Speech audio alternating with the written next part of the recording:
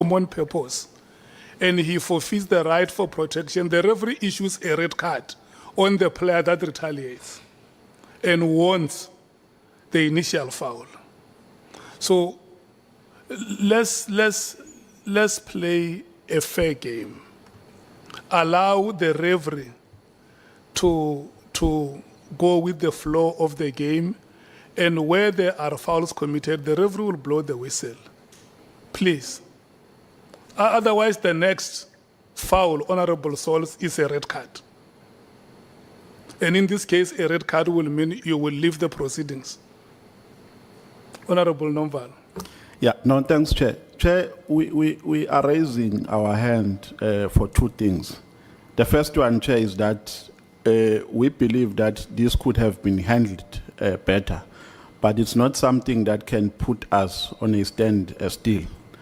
Our view, Chair, is that there is nothing wrong insofar as the principle of odi alteram is concerned by what the senior counsel is doing, because he is simply testing allegations which are implicating the witness before us.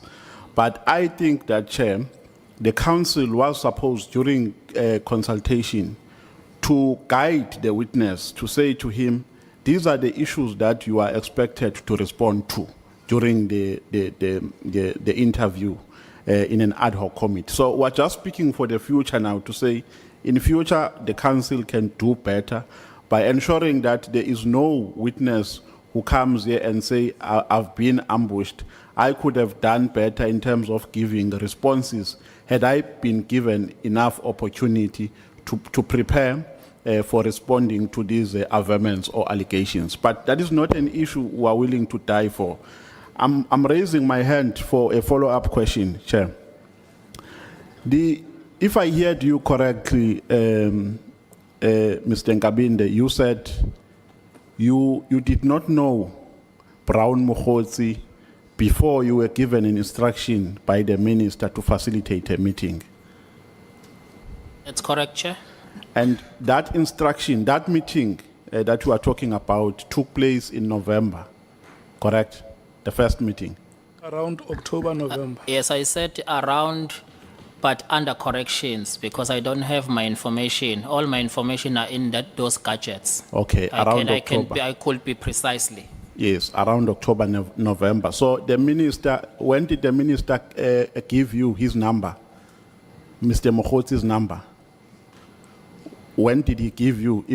Before the meeting, a day before the meeting, or way before the meeting was held? He gave me a number before the meeting because I could not facilitate a meeting you know without having a number. What precipitates a confusion, Chair, here is that Mr.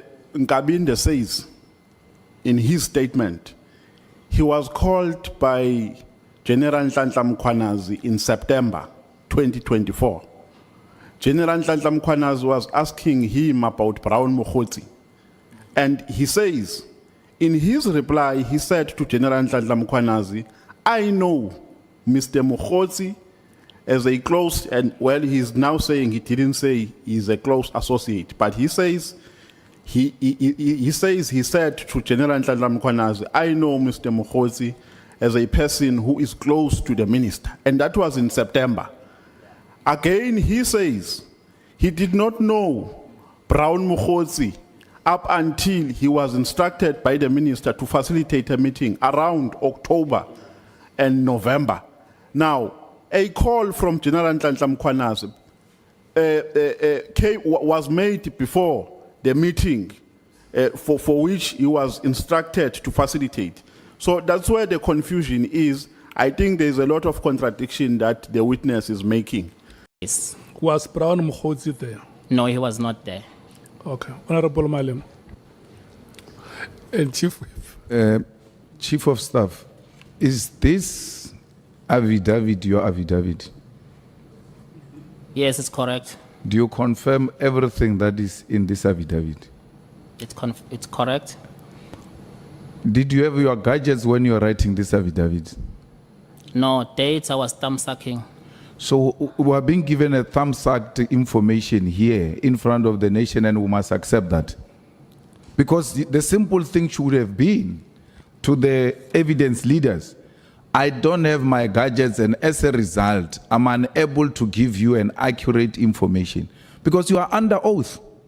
Some of these things are going to come across as being lies under oath, because you didn't have the equipment. So this information written here is not worth the paper written on, because it's thumbs-up. Why should we proceed with these proceedings if you are saying you don't remember anything before or after? When you are caught, you change, it must have been before. Because here, paragraph 78, I confirmed that I knew who Brown Mokhosi was, and that the minister too knew Brown Mokhosi from Northwest. Lieutenant General sent Brown Mokhosi's number to me, and I confirmed that it was indeed Brown Mokhosi's number. This is a very serious detail, which you can't just give if you don't make reference to anything at your disposal. You even give specific date.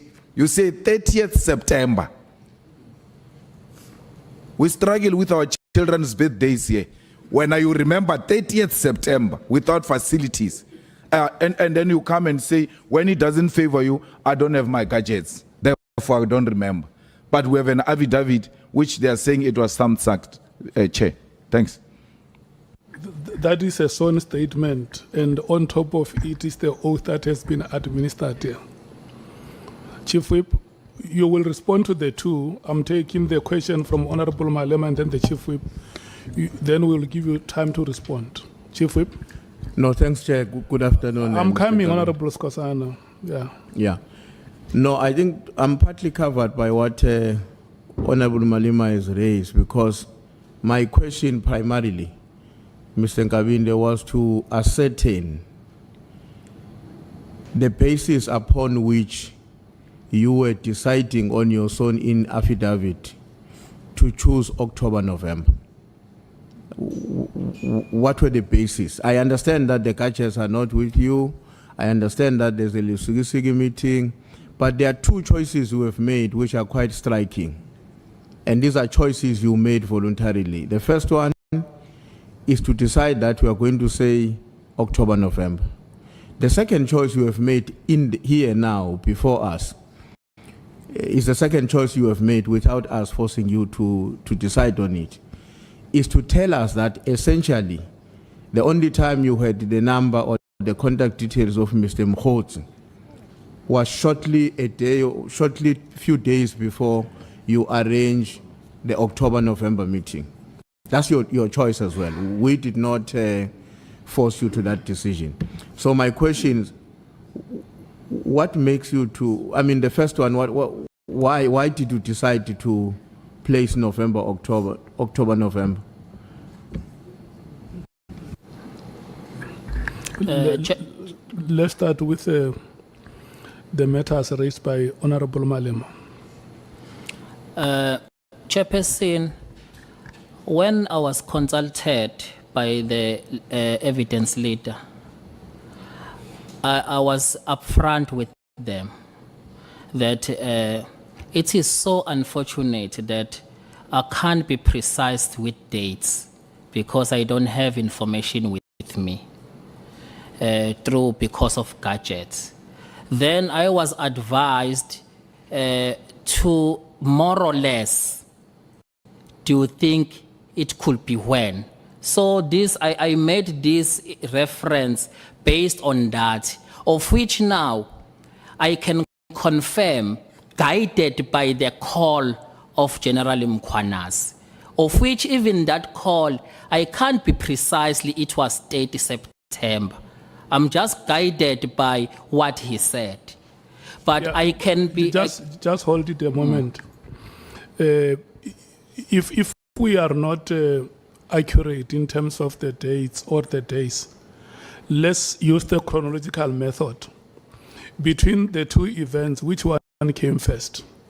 Lusigi and the October-November meeting. It means it was an oversight on my side. The meeting of Mkhotsi, it can't be after Lusigi. It's before. the meeting that of Mkhotsi that will be Mkhotsi, before. and then General Mkhwanazi gave you Mkhotsi's number in terms of your sworn statement after at Lusikisiki, which comes after the October-November meeting. That's correct, Chair. But you say that was the time when you first got Mkhotsi's number. It was when you were given by Mkhwanazi. No, Chair. The Li- first, I was given by the minister. I want you to understand it. How possible is that the minister requests you to have a meeting, to arrange a meeting, and the minister gives you Mkhotsi's number, then you call a meeting, the meeting happens, and then thereafter there is an event at Lusikisiki. General Mkhwanazi gives you again the number that you have already, and you confirm that indeed this is Mkhotsi's number. This is chronological. Hence, Chair, I'm saying, guided by the call of General Mkhwanazi, that he's asking me if I know Mkhotsi. That will be after I got the number from the minister, and that will be after the meeting of Mkhotsi and the minister, because there was no way I would have a number to confirm to Mkhwanazi without me having his number during of that meeting facilitation. Did both of them give you Mkhotsi's number? Both the minister? Okay, between the minister and General Mkhwanazi, who was the first to give you Mkhotsi's number? The minister. And then when General Mkhwanazi gave you Mkhotsi's number, you already had it. Yes, I already had it. Then I had to confirm it. Why did you have to confirm it? Because you had already spoken to Mkhotsi to arrange a meeting. No, General Mkhwanazi, it was on a different context. General Mkhwanazi was asking, do you know a person called Mkhotsi? He said he knows the minister. Then I confirmed that, yes, we know that guy. Is this his number? He was further confirming. Then I checked that, I said, yes, it's his number. Okay, we have to do this. We are going to spend some time on this matter. I must just note, let me check first with you. The answers that have been given to your question, Honorable Malema, do you want to make follow-ups? No, Chair, we see, Chief of Staff, we were very serious, and you are under oath. You can't say, guided by Mkhwanazi's call, now you know that you actually received the number before that call. Because you are the one who's writing the statement. At paragraph number 6, you write about Mkhwanazi's call to you. And you even write a specific date. If you are guided by that, it should have guided you when you were writing it here. Because then you proceed at paragraph 80 to say you are now, for the first time you received a number is when the minister gave it to you. You get Mkhwanazi's thing on paragraph 76, which must now help you to remember when did I get this number. You still proceed to write October even when you wrote Mkhwanazi's thing. You are deliberately misleading us. You are deliberately misleading us, and we need to put that, Chair, on the record. He's deliberately misleading us. It's a shifting goalpost. When he's caught, he says, hey, I can't remember. Oh, now I'm guided by Mkhwanazi. Mkhwanazi should have guided you when you were writing this. You wrote it on 76, and then you wrote the other one on 80. You read this affidavit. You wrote it, you read it. You then even confirmed that you understand what you wrote here. But what you wrote here contradicts exactly what you are trying to tell us. Can you accept that you are misrepresenting the facts here, and that you completely want to apologize, or to a particular extent even ask that you withdraw this affidavit and go and do a proper affidavit where you remember dates? Because this, once you start shifting it around, it's no longer the original affidavit.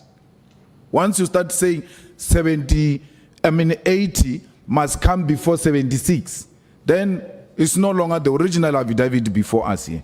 You'll have to go and do a new affidavit and then do a sworn thing and then come and administer oath properly, because this is a misrepresentation which you must not accept as a committee. What is your comment? My comment, Chair, where in my affidavit, where there are specific dates that are mentioned or a period, I could apologize to the committee that it could be not a correct and a correct version because there was nothing assisting me in recollecting. But I did mention to the evidence leader that I'm having this predicament. And then the evidence leader guided me that at least can you estimate? So it was on those bases. But if there are this discrepancy in terms of dates and the period, it's because I don't have a help on my accurate information from my gadget, which is over the month is not been returned to me. Thank you very much, Chair. Chair, I think I also form part of the members who reject the attempt to shift the blame on the statement by the witness. Signed, and he does confirm that the information provided in the statement is the information he gave the evidence leaders. So I'm glad that he takes ownership of it. Chair, I want us to adopt for a little bit the court approach when there is a question of invalidity of certain provisions of a certain legislation. It does not wipe out the entire legislation, but point out that sections so and so are actually unconstitutional and therefore declare those provisions unconstitutional. I want us, Chair, not to wipe out the entire statement, because the witness as well is on record saying, I take ownership of the arguments that are contained in the statement. So we have got paragraph 76 that talks about the Lusikisiki thing and the 30th. We have got paragraph 80 that talks about almost the same thing, the arrangement of the meetings in the October, November.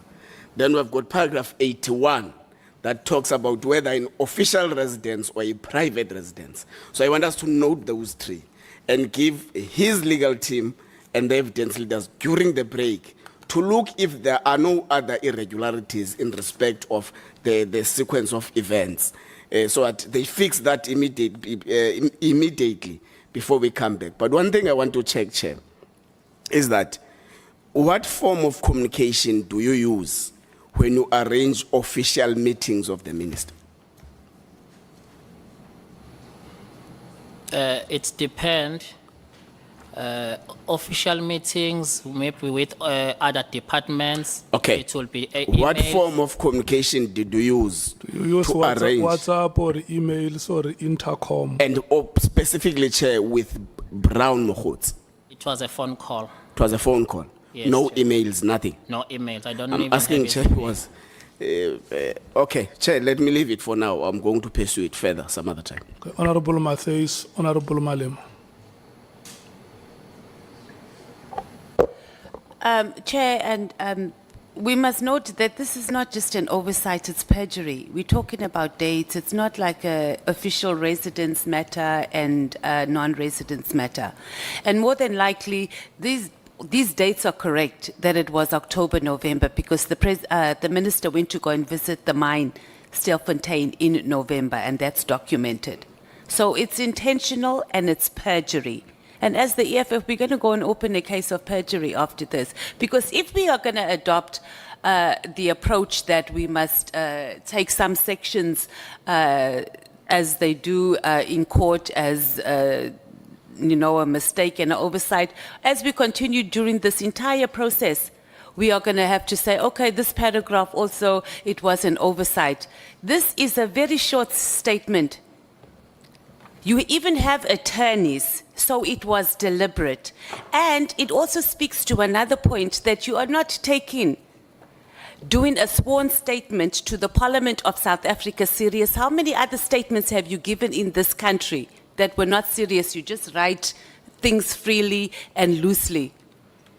It also talks to your credibility. You did an entire report about the IPID executive director. Can we take that serious if you don't pay attention to something between 5 paragraphs on dates and you have attorneys? It's intentional and it is perjury, and we must treat it that way, not just as an oversight. We're not talking about an official residence being confused with private residence.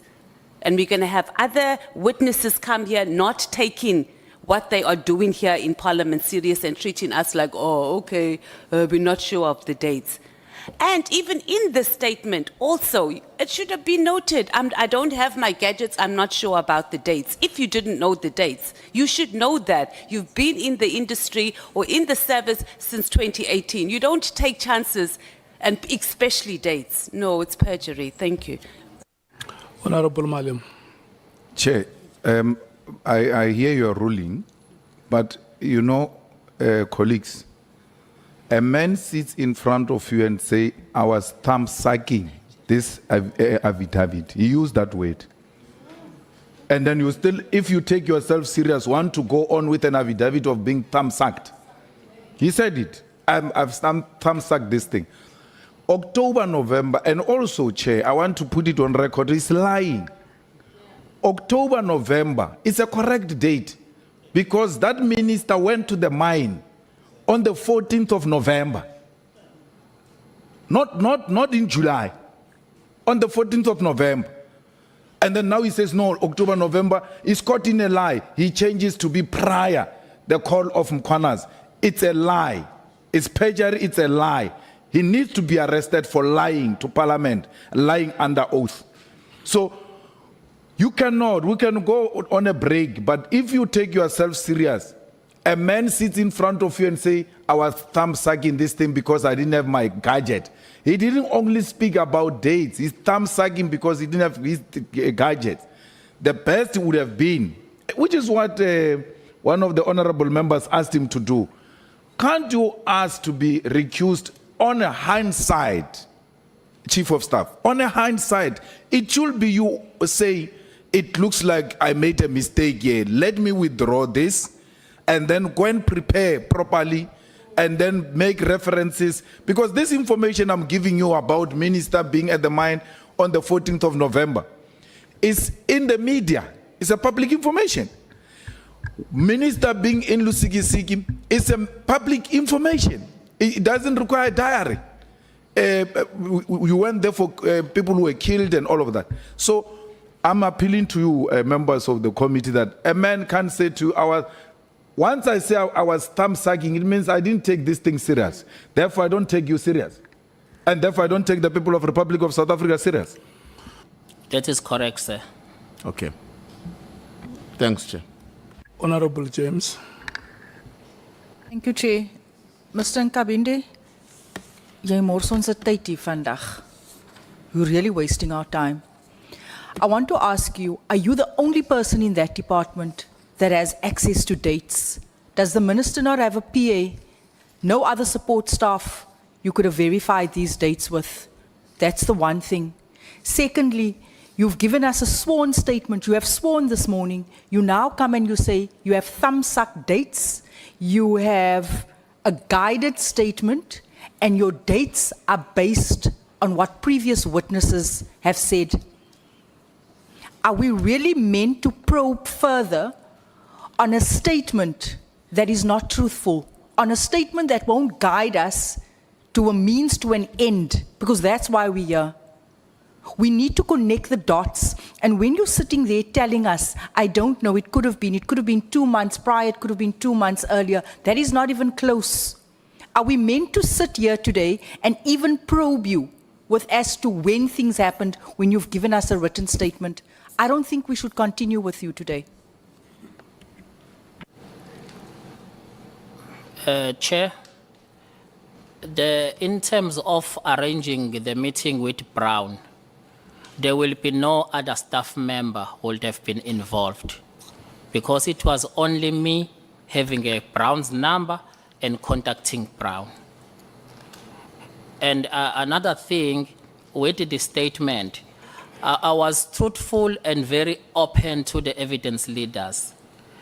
Then they drafted the statement for me. When they drafted a statement for me, after we consulted, we checked it, rectified, but I was open to them that I'm not too sure about the sequence of events because I don't have anywhere to recollect. But I am confirming that a sequence of events, Mkwanazi would have called me after that meeting. I'm guided by that, Chair. Honorable Nomvalo. Yeah, no, Chair. You see, our problem is that we are relying on the sequence of events here. And the sequence of events is explained by dates. To say on this date, this is what happened. And that is explained from the first to the last paragraph. If what we're being told here is anything to go by, it means the whole statement is misleading. So the committee can't rely on a misleading statement. And two, even if the statement was written by the evidence leader, they gave you to read the statement. They made you to confirm the content of the statement. And you signed the statement, unless you are telling us that you signed it ad acurés. If you are saying to us they made you to sign forcefully, then we can understand. But if they made you to read the statement and allowed you to sign it before the statement was commissioned, then it means the problem is with you. I think, Chair, the only option we have here, because we can't rely on a misleading statement. This is a misleading statement because he says he is not sure of the dates that he has written here. And the statement is reflective of dates from the first to the last paragraph. So there is no need for us to have this interview unless we are saying we have appetite of engaging in a talk show. Because this is a talk show. If he says, no, I made some mistake, some of these dates are not accurate, I did not have my gadgets. This is a statement for which you must be accountable in future. Because we make records here to say under oath, this is what you said to us. These are the dates that you gave to us. So there's absolutely no need for this interview. Nkabinde must go and write a proper statement and come back to an interview when he's ready for this interview. Unless he says he is ready to continue misleading this committee. If he says he wants to mislead us, then he can mislead us, but we are not prepared to sit in a talk show. This is a waste of time. Thank you.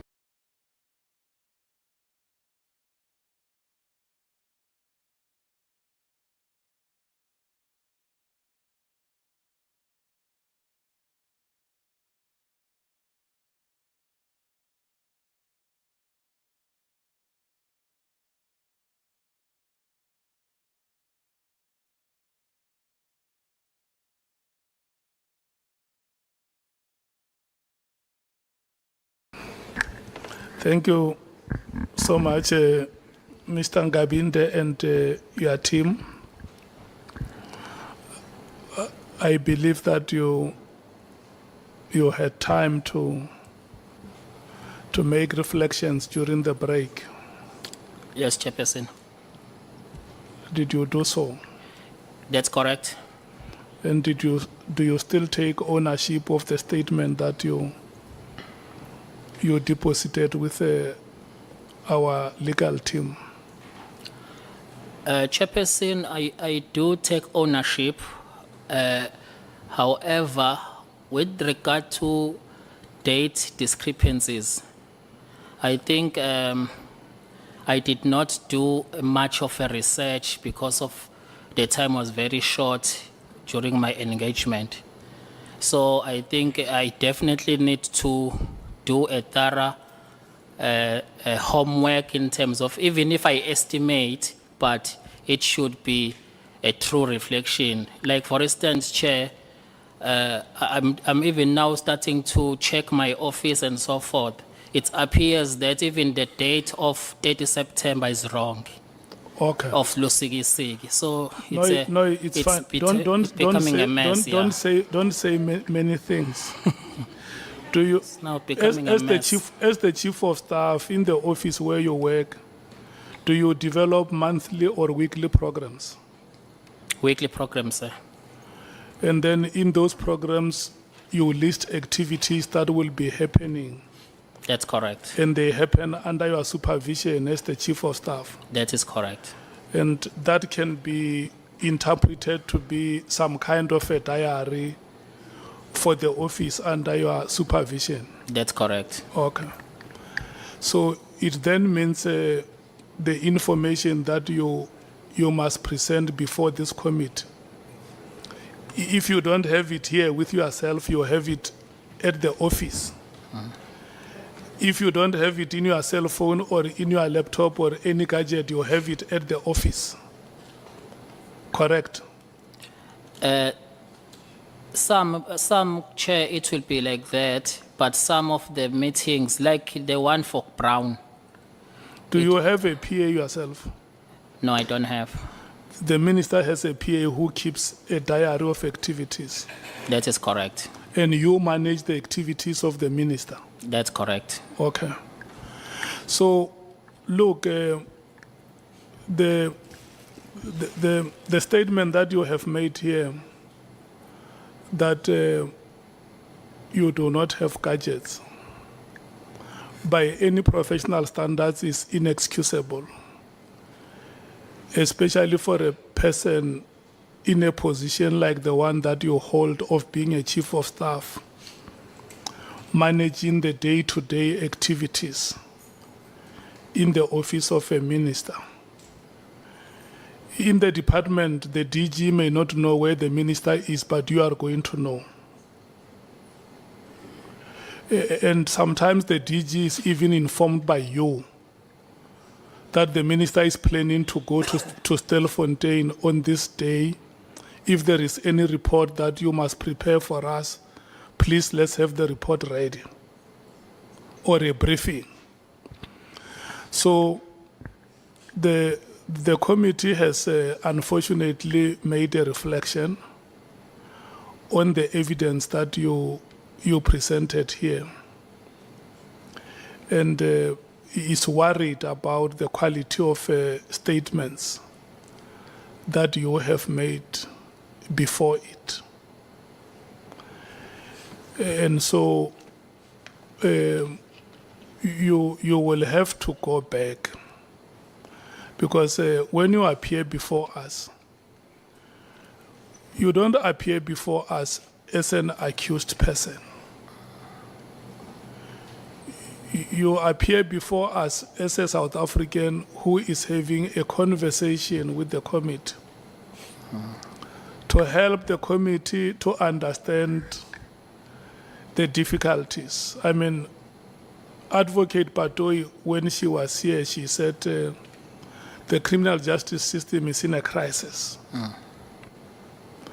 And as one of the role players there, you must help us to understand the extent of the crisis that the criminal justice system is confronting, and maybe go beyond that and even suggest how you think Parliament as an institution that enacts laws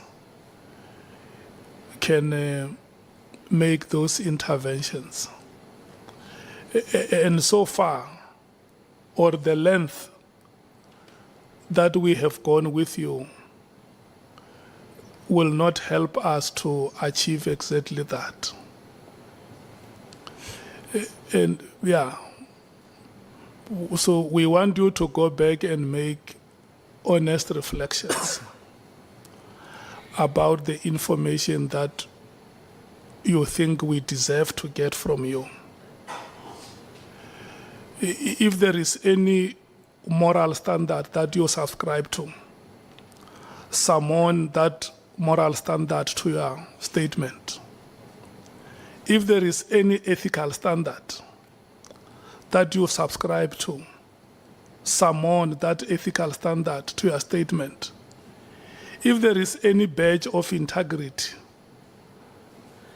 you have on your shoulders, put that badge of integrity on your shoulders, and then write a statement that you think is for the attention of this committee. Make a determination or make a choice to help us to arrive at a decision that can help the Republic of South Africa to move forward. We can't pray for you, unfortunately. And we cannot even organize any ceremony for the ancestors for you to subscribe to all those values that we have spoken to. It's a conscious choice that you must make as a citizen of this country, especially that you understand that you are one of the senior public servants in the democratic state. So go and look at yourself in the mirror. When you look at that mirror, see morality written in the mirror and read it and understand what it is. See integrity in the mirror. See ethics in the mirror. See all the values in Section 195 of the South African Constitution and internalize them. And then make a statement that must appear before this committee. That must come before this committee. We don't have time.